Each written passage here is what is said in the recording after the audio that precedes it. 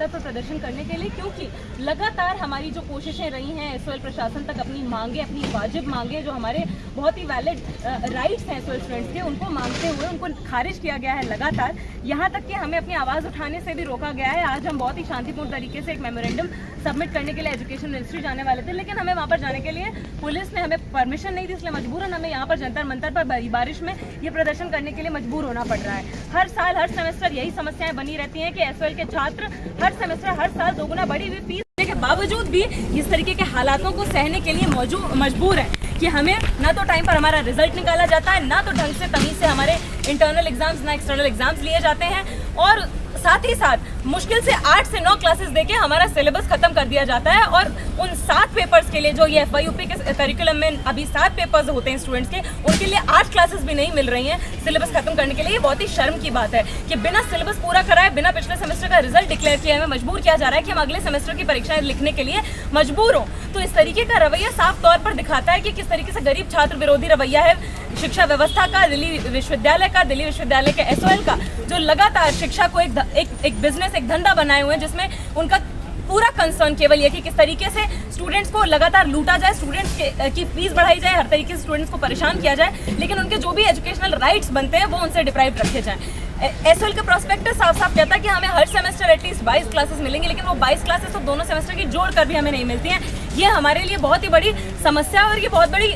SOL की, Delhi university की दिक्कत है। हर सेमेस्टर स्टूडेंट्स की मांग है कि एसओएल से एक हिसाब किताब दिल्ली यूनिवर्सिटी मांगे, लेकिन हर सेमेस्टर हम देखते हैं कि बड़ी संख्या में स्टूडेंट्स के साथ एसओएल भ्रष्टाचार करता है, ग्रॉस मिसमैनेजमेंट करता है। कुछ दिनों पहले एक डिग्री फेयर ऑर्गेनाइज किया एसओएल में, जिसने एसओएल के स्टूडेंट्स भगदड़ के कारण कुचल गए, बहुत सारे स्टूडेंट्स इंजर्ड हुए, हॉस्पिटलाइज हुए, लेकिन यूनिवर्सिटी ने एसओएल के प्रशासन पर किसी तरीके का कोई एक्शन नहीं लिया। तो ये लगातार एक पैटर्न बना हुआ है जहाँ पे हर सेमेस्टर जब तक हम स्टूडेंट्स कुछ बोलते नहीं हैं तब तक हमारे लिए क्लास भी नहीं लगाई जाती है, मटीरियल तक हमें नहीं दिया जाता है। डिस्टेंस लर्निंग के स्टूडेंट्स का पहला राइट है कि कंप्लीट स्टडी मटीरियल हमें 14 दिन एडमिशन के अंदर मिल जाना चाहिए, पर वो तक हमें नहीं नसीब होता है पूरी फीस समय पर देने के बावजूद। तो यहाँ से हमारी मांगे हैं, बहुत ही वाजिब मांगे हमारी, कि हमारी क्लासेस बढ़ाई जाएं और हमें उतनी क्लासेस दी जाएं कि जब तक हमारा सिलेबस कंप्लीट नहीं हो जाता है तब तक हमारे एग्जाम नहीं लिए जाएं, और ये सुनिश्चित किया जाए कि पिछले सेमेस्टर का रिजल्ट घोषित किया जाए अगले सेमेस्टर की परीक्षाएं लेने से पहले। और साथ ही साथ बहुत सारे स्टूडेंट्स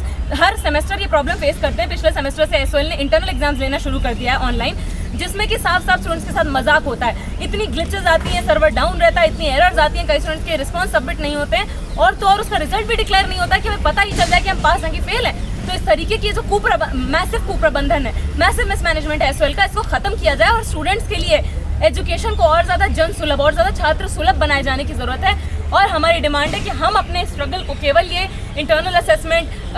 क्लासेस बढ़ाए जाने तक हमारा स्ट्रगल सीमित नहीं है। हम तब तक संघर्ष करेंगे जब तक हम एसओएल के छात्रों को रेगुलर के स्टूडेंट्स के बराबर के राइट्स नहीं मिल जाते, हमें एक बराबर समान शिक्षा का हमारा जो अधिकार बनता है वो हमें नहीं मिल जाता, तब तक हम स्ट्रगल करेंगे। आज का मैसेज किसके लिए है? आज का जो मैसेज है वो शिक्षा मंत्रालय के लिए है, इस देश के दिल्ली विश्वविद्यालय के जो अथॉरिटीज़ हैं उनके लिए है, दिल्ली यूनिवर्सिटी में एसओएल के जो अथॉरिटीज़ हैं, एसओएल डायरेक्टर